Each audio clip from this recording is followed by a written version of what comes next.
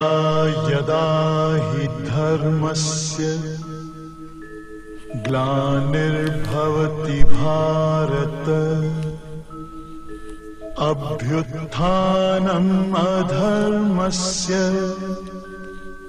तदात्मानं सृजाम्यहम् परित्राणाय साधूनां विनाशाय च दुष्कृतां धर्म संस्थापनार्थाय संभवामि युगे युगे।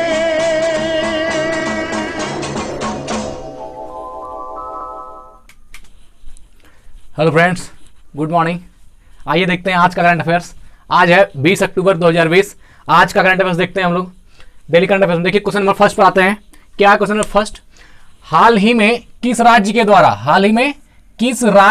द्वारा टीबी हारेगा देश जीतेगा? टीबी मतलब टीवी नहीं, टीबी मतलब बीमारी टीबी है ना। तो हाल ही में किस राज्य के द्वारा टीबी हारेगा देश जीतेगा हैंड बुक लॉन्च किया गया है। तो ये लॉन्च किया गया किसने? नागालैंड में।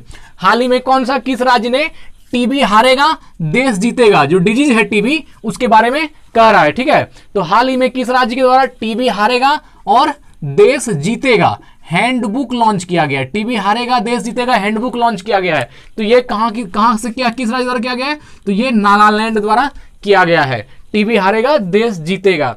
तो नागालैंड के स्वास्थ्य एवं परिवार कल्याण मंत्री हैं कौन? एस पनग्यानु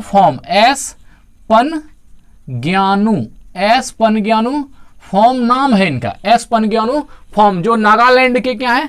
तो परिवार एवं स्वास्थ्य मंत्री हैं ये एस पनग्यानु फॉर्म। तो इसके द्वारा जो है ये चलाया गया है, मतलब कि टीबी हारेगा देश जीतेगा हैंडबुक लॉन्च किया गया है ये नागालैंड से। ठीक है, ये कैंपेन जो है 2019 से चलाया गया है हमारे देश में। 2019 से चलाया गया था। और हमारे स्वास्थ्य एवं परिवार कल्याण मंत्री उसमें जो थे हर्षवर्धन थे।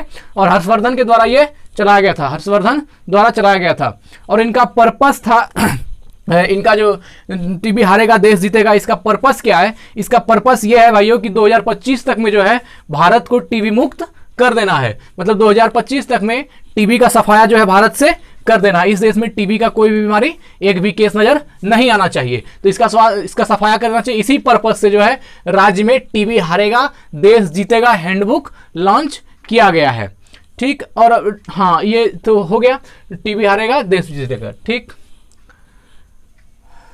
आगे बढ़ते हैं, क्वेश्चन नंबर 2 पर आते हैं। और ये एक चीज है टीबी से जुड़ा हुआ, और भी एक बात याद आ रहा है कि हाल ही में वर्ल्ड हेल्थ ऑर्गेनाइजेशन WHO द्वारा जो है ये पुष्टि की गई है कि ये सर्वे किया गया है कि पूरे विश्व में जितना टीबी पे मरीज है उसका 26% सिर्फ इंडिया में है, हमारे देश में। WHO 26% जो है कह रहा है इसका सर्वे कि 26% टीबी का मरीज जो है सिर्फ भारत में है। बड़ा दुखद बात है हमारे लिए कि हमारे देश में इतने ज़्यादा लोगों इतना ज़्यादा परसेंटेज है टीबी का। पूरे विश्व का 26% अकेला भारत में है, तो बहुत दुखद बात है। और फिर ये क्या थी? नागालैंड की राजधानी कहाँ है? कोहिमा। और नागालैंड के सीएम कौन है? तो नेफ्यू रियो। नागालैंड के सीएम कौन है? नेफ्यू रियो ये नागालैंड के सीएम है। और बात करें नागालैंड के गवर्नर की, तो यहाँ गवर्नर कौन है? RN रवि। नागालैंड का गवर्नर कौन है? RN रवि है। ठीक, क्वेश्चन नंबर 2 पर आते हैं। कोरोना के बढ़ते मामलों को देखते हुए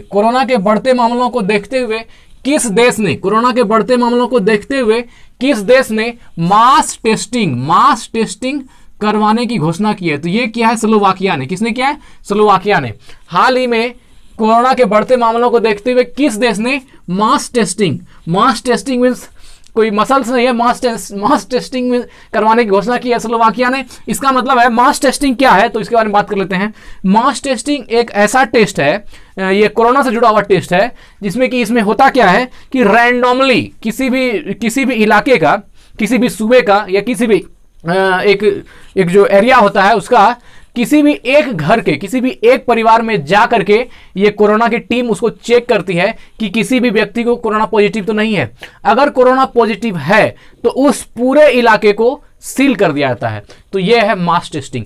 और अगर यदि कोरोना निगेटिव है, कोरोना पॉजिटिव नहीं है, कोरोना का कोई भी शिकायत नहीं है, उसके सैंपल में कहीं कोरोना नहीं है, तो उस पूरे इलाके को जो है पूरा फ्री छोड़, उसको मतलब सील उल नहीं किया जाता है और उसको फ्री छोड़ दिया जाता है। लेकिन अगर यदि एक भी व्यक्ति को कोरोना है तो फिर क्या है, उसको जो है पूरा को सील कर दिया जाएगा। इसी को क्या नाम दिया, मास टेस्टिंग। तो हाल ही में कोरोना में बढ़ते मामलों को देखते हुए किस देश ने मास टेस्टिंग करवाने की घोषणा की है, तो ये स्लोवाकिया में किया गया है। कहां करवाया गया है, स्लोवाकिया में किया गया है। ठीक, अगर यदि आ गया कोरोना पॉजिटिव तो इलाका सील कर दिया जाएगा, और अगर कोरोना पॉजिटिव नहीं आता है तो वो क्या है, सुरक्षित है, मतलब वो सुरक्षित एरिया है, उसमें वहीं कहीं कोरोना का कोई दिक्कत नहीं है। ठीक, क्वेश्चन नंबर 3 पर आते हैं। हाल ही में कपिला अभियान, कपिला मतलब कपिला पशु आहार नहीं है, हाल ही में कपिला अभियान की शुरुआत किस मंत्रालय ने की है, शिक्षा मंत्रालय। स्वस्थ पशु खुशहाल किसान, कपिला पशु आहार। हाल ही में कपिला अभियान की शुरुआत किस मंत्रालय ने की है, तो ये किया है शिक्षा मंत्रालय ने। किसने किया है, शिक्षा मंत्रालय ने। कपिला अभियान की शुरुआत किस मंत्रालय ने किया है, शिक्षा मंत्रालय ने। तो शिक्षा मंत्रालय, अभी शिक्षा रमेश पोखरियाल क्या है, हमारे शिक्षा मंत्री है, रमेश पोखरियाल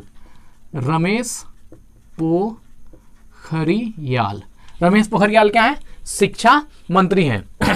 इसमें क्या है, बौद्धिक संपदा साक्षरता और जागरूकता को दिखाने के लिए जो भी ऐसे बच्चे जिसका एज की 15 साल से ज्यादा है वो कहीं भी हायर एजुकेशन ले रहे हैं, तो अगर हायर के, ये कपिला क्या है मैं इसके बारे में बता रहा हूं, हायर एजुकेशन अगर ले रहे हैं तो हर लोगों की प्रतिभा अलग अलग होती है। तो कोई बच्चा ऐसा जिसने कोई इन्वेंशन किया, कोई खोज की, तो अगर मान लीजिए किसी भी सब्जेक्ट पर या किसी भी टॉपिक पर या किसी भी ऐसी चीज पर जो उनके पाठ्य सामग्री से रिलेटेड या कहीं भी आम जीवन के लोगों के जीवन से भी रिलेटेड किसी चीज का अगर वो खोज करता है, तो उस रिसर्च को वो कैसे जो है हैंडल करेगा, कि वो कैसे सार्वजनिक करेगा, कि मतलब कि कैसे लोगों को बताएगा कि उसने ये खोज किया है, उस बच्चे ने ये खोज किया है, अपने मेहनत या अपने लगन से ये किया है। तो उसके लिए एक कपिला जो है बौद्धिक सतर्कता और जागरूकता अभियान चलाया गया है। इसमें क्या होता है, उस जो बच्चे जो इन्वेंशन जो खोज कर रहे हैं उनको ये इस तरह से ये दिया जाता है कि आप जो है कैसे इसका फॉर्म अप्लाई कर सकते हैं और कैसे जो है आप इस चीज को उजागर कर सकते हैं कि आपने ये खोज किया है। तो ये है बौद्धिक संपदा साक्षरता और जागरूकता के लिए यह एक अभियान है। इसमें हायर एजुकेशन इंस्टीट्यूट में पढ़ने वाले बच्चे जो भी हैं, हायर एजुकेशन इंस्टीट्यूट में पढ़ने वाले जो भी बच्चे हैं उनके लिए है। तो उनको जो है पढ़ते हैं वो अपने खोज के पेटेंट को जो है कैसे जारी करें, खोज के पेटेंट को कैसे समझाएं, तो उनके लिए ये पेटेंट करने के लिए प्रोसेस के बारे में जानकारी मिलेगी कपिला अभियान के तहत। वो किस प्रोसेस के द्वारा जो है अपना खोज बता सकते हैं। ठीक, और ये कपिला से एक चीज और है, 15 अक्टूबर से 23 अक्टूबर तक, 15 अक्टूबर से 23 अक्टूबर तक बौद्धिक संपदा साक्षरता सप्ताह के रूप में मनाया जा रहा है। बौद्धिक संपदा साक्षरता के रूप में 15 अक्टूबर से 23 अक्टूबर को मनाया जा रहा है। आते हैं क्वेश्चन नंबर 4 पर। हाल ही में किस देश के बीच साइनेक्स 2020 हाल ही में किस देश के बीच SLINEX है ना, स्लाइनेक्स, हाल ही में किस देश के बीच स्लाइनेक्स 2020 अभ्यास का आयोजन किया जाएगा, तो ये श्रीलंका के बीच, भारत और श्रीलंका। हाल ही में किस देश के बीच स्लाइनेक्स 2020 का अभ्यास का आयोजन किया जाएगा, तो ये श्रीलंका, भारत और श्रीलंका के बीच है स्लाइनेक्स। ये जो स्लाइनेक्स है, यहां बता दूं मैं, ये एक समुद्री अभ्यास है। ये क्या है, समुद्री अभ्यास है। ये श्रीलंका के त्रिंकोमाली में आयोजित होगा। ये जो साइनेक्स 2020 है श्रीलंका के त्रिंकोमाली एक जगह है, त्रिंकोमाली। तो श्रीलंका के त्रिंकोमाली में जो है ये समुद्री अभ्यास आयोजित किया जाएगा। और ये अभ्यास जो है एडिशन इसका 8वां है। ये साइनेक्स अभ्यास जो है श्रीलंका, इसके ये जो 8वां एडिशन है। और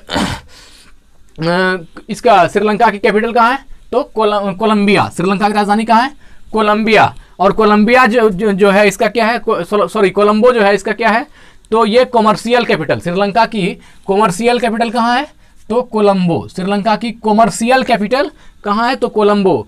और अगर इसकी एग्जीक्यूटिव कैपिटल है तो ये कहाँ है, जयवर्धनेपुरम कोट्टे, जयवर्धने एग्जीक्यूटिव कैपिटल। श्रीलंका की एग्जीक्यूटिव कैपिटल कहाँ है, जयवर्धनेपुरम पूरम, जयवर्धने पूरम कोट्टे, जयवर्धनम पूरे कोट्टे, ये जो है इसका एग्जीक्यूटिव कैपिटल है। और कमर्शियल कैपिटल कहाँ है? कोलंबो। और प्रेसिडेंट कौन है इसका? गोटबाया राजपक्षे। किसका? श्रीलंका का जो प्रेसिडेंट है तो गोटबाया राजपक्षे, गोटबाया राजपक्षे, ये श्रीलंका के प्रेसिडेंट है, सॉरी प्राइम मिनिस्टर है। और प्रेसिडेंट कौन? गोटबाया राजपक्षे। और यहाँ के पीएम कौन है? महिंद्रा राजपक्षे। श्रीलंका के पीएम कौन है? महिंद्रा राजपक्षे। ये जो महिंद्रा राजपक्षे है और गोटबाया राजपक्षे है, दोनों भाई भाई हैं। महिंद्रा राजपक्षे पीएम है, प्राइम मिनिस्टर श्रीलंका के, और ये प्रेसिडेंट हैं गोटबाया राजपक्षे। गोटबाया राजपक्षे क्या है? प्रेसिडेंट है श्रीलंका के। ये था क्वेश्चन नंबर 4। आते हैं क्वेश्चन नंबर 5 पर। हाल ही में गृह सचिव का कार्यकाल बढ़ाया गया है। हाल ही में क्या किया गया है? गृह सचिव का, हाल ही में गृह सचिव का कार्यकाल बढ़ाया गया है। इनका नाम क्या है? तो गृह सचिव का नाम क्या है? अजय कुमार भल्ला। अजय कुमार भल्ला। हाल ही में गृह सचिव का कार्यकाल बढ़ाया गया है। ठीक, गृह सचिव का कार्यकाल क्या गया? बढ़ा दिया गया है। तो इनका नाम क्या है? अजय कुमार भल्ला। क्या नाम है? अजय कुमार भल्ला, अजय कुमार भल्ला। और इसका कार्यकाल 2 साल मतलब 2022 तक बढ़ा दिया। इनका कार्यकाल जो है बढ़ाया गया, तो ये 2 साल तक बढ़ाया गया और 2022 कर दिया गया इसका कार्यकाल बढ़ा के 22 अगस्त 2021 सॉरी 22 अगस्त 2021 तक कर दिया गया है। 22 अगस्त 2021 तक बढ़ा दिया गया है। और अजय कुमार से एक है, ये तो अजय कुमार भल्ला हो गए। एक अजय कुमार जो है, सिर्फ ओनली अजय कुमार, वो रक्षा सचिव है। अजय कुमार नाम से 3 पदाधिकारी है। अभी एक जो है, एक अजय कुमार, ये क्या है? रक्षा सचिव है। ये अजय कुमार रक्षा सचिव है, रक्षा सचिव। एक और अजय कुमार है, वो अजय भूषण पांडे है। उसका क्या नाम है? अजय भूषण पांडे। वित्त सचिव और राज्य सचिव हैं अजय भूषण पांडे। तो आपको तीनों अजय का नाम याद रखना है। अजय भूषण पांडे, अजय भूषण पांडे, ये हैं वित्तीय सचिव और राजस्व सचिव। वित्तीय सचिव और राजस्व सचिव मतलब हो गया, एक हो गया फाइनेंस, एक हो गया फाइनेंस सेक्रेटरी और एक रेवेन्यू सेक्रेटरी। फाइनेंस सेक्रेटरी और रेवेन्यू सेक्रेटरी मतलब वित्त सचिव और राजस्व सचिव। ठीक, क्वेश्चन नंबर 6 पर आते हैं। हंस जलधारा, क्या कह रहा है? हंस जलधारा योजना। हंस जलधारा योजना की शुरुआत किस राज्य ने की? तो ये शुरुआत किया है उत्तराखंड ने। किसने किया है? उत्तराखंड ने। हंस जलधारा योजना की शुरुआत, हंस जलधारा योजना की शुरुआत किसने की है? तो ये किया है उत्तराखंड ने। हंस जलधारा योजना उत्तराखंड ने। इस योजना के तहत जो है उत्तराखंड के 200 गांवों में ये जो योजना है हंस जलधारा योजना, इसके तहत क्या है? उत्तराखंड के 200 बस्तियों में, 200 गांवों में जो है पेयजल व्यवस्था की, शुद्ध पेयजल व्यवस्था किया जाएगा और पेयजल पहुंचाया जाएगा। मतलब कि कहीं भी पानी पीने का कोई दिक्कत लोगों को नहीं होना चाहिए, इसलिए उत्तराखंड के 200 गांव में ये योजना चली है। और उत्तराखंड के सीएम कौन है? तो उत्तराखंड के सीएम है त्रिवेंद्र सिंह रावत। त्रिवेंद्र सिंह रावत। और यहाँ के गवर्नर कौन है? बेबी रानी मौर्य। उत्तराखंड के गवर्नर कौन है? तो बेबी रानी मौर्य। ठीक, उत्तराखंड के गवर्नर है। आते हैं क्वेश्चन नंबर 7 पर। साथ क्या है? हाल ही में इंडियन नेवी में, कहां पर? इंडियन नेवी में। हाल ही में इंडियन नेवी में किस सुपरसोनिक क्रूज मिसाइल का नाम बताना है। किस सुपरसोनिक क्रूज मिसाइल का सफलतापूर्वक जो है परीक्षण INS चेन्नई से किया गया। तो ये इस मिसाइल का नाम क्या है? ब्रह्मोस। क्या नाम है भाई? ब्रह्मोस। हाल ही में इंडियन नेवी में किस सुपरसोनिक क्रूज मिसाइल का सफलतापूर्वक परीक्षण किया गया? INS चेन्नई से। तो ये किसका किया गया? ब्रह्मोस। किसका किया गया? ब्रह्मोस से किया गया। ठीक, तो ये जो है ब्रह्मोस मिसाइल के बारे में DRDO कहती है। ब्रह्मोस मिसाइल के बारे में DRDO, जिसको हम कहते हैं defence research development organisation,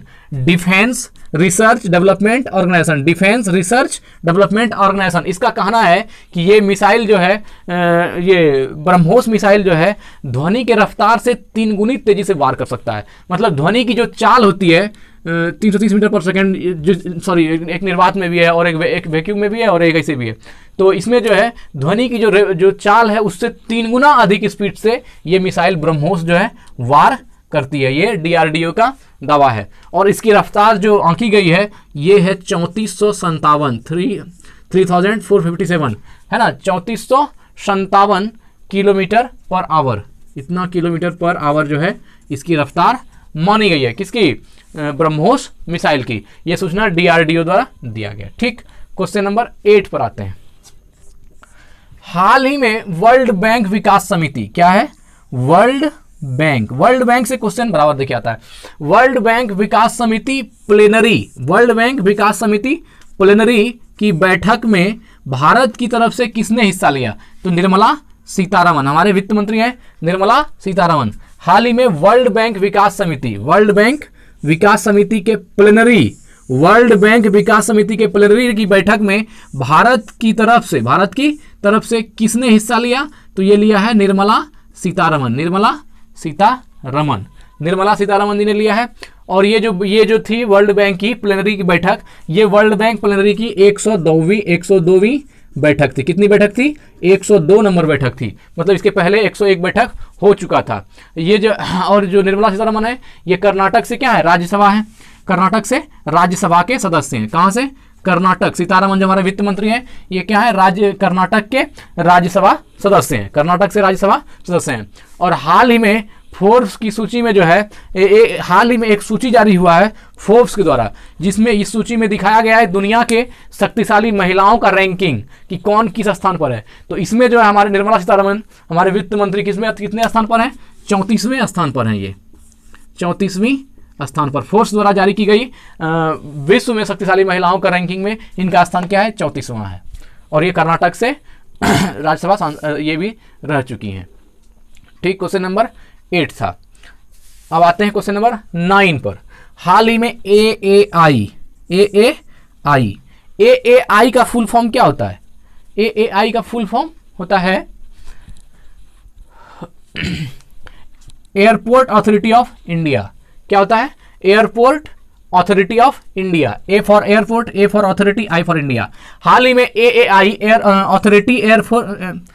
airport authority of India ने किस राज्य में, किस राज्य के होंगली में, है ना, AAI के किस राज्य के हो गया authority, airport authority of India ने किस राज्य के होंगली में एक ग्रीनफील्ड एयरपोर्ट, क्या करा? एक ग्रीनफील्ड एयरपोर्ट के निर्माण को मंजूरी दी थी। ये है अरुणाचल प्रदेश राज्य ने दिया है। तो क्या था क्वेश्चन? हाल ही में AAI ने किस राज्य में, मतलब ये जो है एयरपोर्ट अथॉरिटी ऑफ इंडिया ने किस राज्य के होंगली में, कोई राज्य है वहां का जगह है होंगली, और होंगली में जो है एक ग्रीनफील्ड, क्या दिया है? एक ग्रीनफील्ड एयरपोर्ट। क्या नाम रखा? एक ग्रीनफील्ड एयरपोर्ट के निर्माण को मंजूरी दी है। मतलब ग्रीनफील्ड एयरपोर्ट जो है किस राज्य के होंगली नामक स्थान में बनेगा उसको मंजूरी दी है। अरुणाचल प्रदेश का राज्य कौन है? होंगली। वहीं पर जो है ये ग्रीनफील्ड बनेगा। ठीक, तो ये जो है ग्रीनफील्ड एयरपोर्ट ये 2 साल में बनकर तैयार होने की योजना रखी गई है। मतलब 2 साल में जो है ये बन करके तैयार हो जाएगा। और इसकी लागत कितनी है? 650 करोड़। कितनी है? 650 करोड़ की लागत इसमें लगाई जाएगी और इसको जो है 2 साल के अंदर बना करके कंप्लीट कर दिया जाएगा। 650 करोड़ का लागत है इसमें। और इसे AAI द्वारा क्या है? मंजूरी दी गई है। अब AAI की स्थापना कब हुई? तो AAI की स्थापना हुई है 1 अप्रैल 1975 को। AAI की स्थापना कब हुई? 1 अप्रैल 1995 को। 1995 1 अप्रैल 1995 1 अप्रैल 1995 को AAI की स्थापना। AAI की स्थापना कब हुई है? तो 1 अप्रैल 1995 को। इसके चेयरमैन कौन है? तो अरविंद सिंह। इसके चेयरमैन कौन है अभी? तो इन AAI के चेयरमैन कौन है? तो ये है अरविंद सिंह। AAI के चेयरमैन कौन है? अरविंद सिंह। क्वेश्चन नंबर 10 पर आते हैं। हो गया? 10 पर आते हैं। क्या है? National authority of ships recycling, है ना। National authority of ships recycling की स्थापना कहाँ की जाएगी? तो ये स्थापना कहाँ की जाएगी? गुजरात राज्य में। ये कहाँ किया जाएगा? गुजरात में। तो क्या नाम है? National authority of ships recycling, national authority of ships recycling, national authority of ships recycling, इसकी स्थापना कहाँ की जाएगी? तो ये स्थापना की जाएगी गुजरात में, है ना। इसमें क्या हो, रिसाइकलिंग में क्या होगा, जो जहाज टूटी फूटी है या उनकी मरम्मत करके जो नया रिसाइकिल करके न्यू जहाज बनाई जाएगी, तो ये शिप्स के लिए है, स्पेशल जो है जहाजों के लिए है। जहाजों को तोड़कर उसको नया मतलब नया आयाम दे करके नए तरीके से बनाना, रिसाइकलिंग की जाएगी जहाजों की। तो ये सेंटर, ये स्थापना कहाँ किया जाएगा? तो ये गुजरात में किया जाएगा। और गुजरात के लोथल में भारत का पहला समुद्री संग्रहालय बनाया जान रहे हैं। गुजरात के लोथल में, गुजरात का कोई जगह है जिसका नाम क्या है? लोथल, है ना। गुजरात के लोथल में पहला समुद्री संग्रहालय क्या बनेगा? पहला समुद्री संग्रहालय, समुद्री संग्रहालय गुजरात के लोथल में। भारत का पहला जो है समुद्री संग्रहालय कहाँ बनेगा? गुजरात के लोथल में। गुजरात से रिलेटेड और भी बात है। विश्व टॉय म्यूजियम, देखिए विश्व का सबसे बड़ा, सिर्फ भारत की बात नहीं, अब जो है ये विश्व का सबसे बड़ा है, विश्व का सबसे बड़ा टॉय म्यूजियम मतलब खिलौना संग्रहालय कहाँ बना है? तो ये बना है गुजरात में। विश्व का सबसे बड़ा खिलौना संग्रहालय या फिर क्या कह सकते हैं, टॉय म्यूजियम जो है कहाँ बना है? गुजरात में, गुजरात में स्थापित किया गया है। ठीक, ये क्वेश्चन हो गया। और वर्ल्ड कुछ गुजरात में और भी विश्व से रिलेटेड क्वेश्चन है। तो विश्व का सबसे बड़ा स्टेडियम, विश्व का सबसे बड़ा स्टेडियम, पूरे वर्ल्ड का सबसे बड़ा स्टेडियम जो है ये गुजरात में बनाया गया है। विश्व का सबसे बड़ा स्टेडियम गुजरात के अहमदाबाद में, गुजरात की राजधानी कहाँ? अहमदाबाद। तो सबसे बड़ा स्टेडियम अगर बात करें विश्व का, तो यह भी अहमदाबाद में बनाया गया है। गुजरात में बहुत ऐसी चीज़ें जो वर्ल्ड के ये है।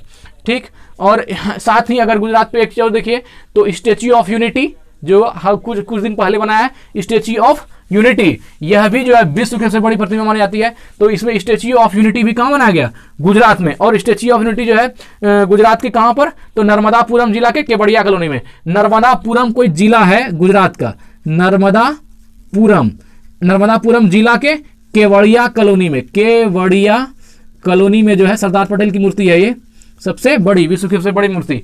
नर्मदापुरम जिला के केवड़िया कॉलोनी, नर्मदापुरम जिला के केवड़िया कॉलोनी में ये स्थित है। और ये जो विश्व की सबसे बड़ी स्टैच्यू है, और इसकी जो हाइट की बात करें तो इसकी हाइट कितनी है? 182 मीटर, मतलब ये मूर्ति जो है 182 मीटर ऊंची है, 182 मीटर ऊंची प्रतिमा बनाई गई है। इसको क्या नाम दिया है? स्टैच्यू ऑफ यूनिटी, एकता की प्रतिमा। ठीक, तो ये था आज के करंट अफेयर्स। अगले सेगमेंट में फिर मिलते हैं, अगले सेगमेंट में। तब तक के लिए स्वस्थ रहिए, मस्त रहिए। धन्यवाद। वृद्धजनों की सेवा कीजिए। धन्यवाद।